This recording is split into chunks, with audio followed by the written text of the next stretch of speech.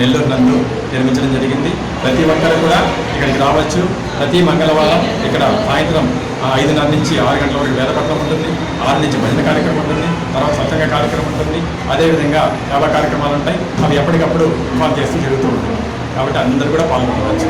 జై సార్. ఇవి అనుగ్రహ ఆశీస్సులతో ఈ ప్రదేశంలో 1986వ సంవత్సరం నుంచి శ్రీమతి అలివేరమ్మ గారి ఆధ్వర్యంలో ఎంతో ప్రేమతో ఇక్కడ శ్రీ సత్యసాయి భజన మండలిగా ఉండి సత్యసాయి సందర్భంలో ఇక్కడ ఎన్నో సేవా కార్యక్రమాలు, భజన కార్యక్రమాలు ఇప్పటి వరకు జరుగుతూ వచ్చాయి. దాని తర్వాత ఇప్పుడు ఈ యొక్క మందిరాన్ని పునర్నిర్మాణం చేసుకొని ఈరోజు మందిరాన్ని ప్రారంభించుకున్నాం. దాంతోపాటు వారి అబ్బాయి గారు అందరూ కూడా ఇక్కడికి వచ్చినారు. ఉదయం నుంచి ఈరోజు ఇక్కడ ఈ కార్యక్రమాలు జరుగుతూ వస్తున్నాయి. సాయంత్రం 5:30 నుండి వేదపఠనం ఉంటుంది.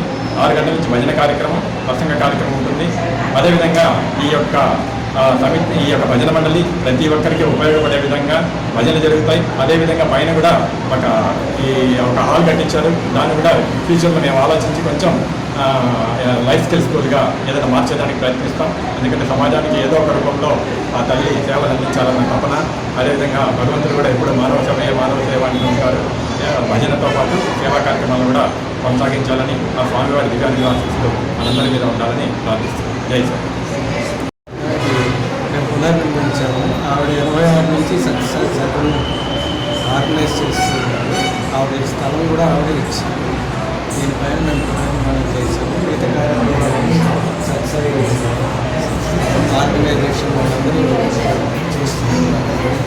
ఫ్యూచర్ మెయింటెనెన్స్ మేనేజ్ చేస్తారు. మా సహకారాన్ని చేతనాయంలో పనిపిస్తాం. వారి పేరు తనికెళ్ళ రామమూర్తి గారు. నా పేరు తనికెళ్ళ రామమూర్తి. అలివేలమ్మ గారి ఆఖరి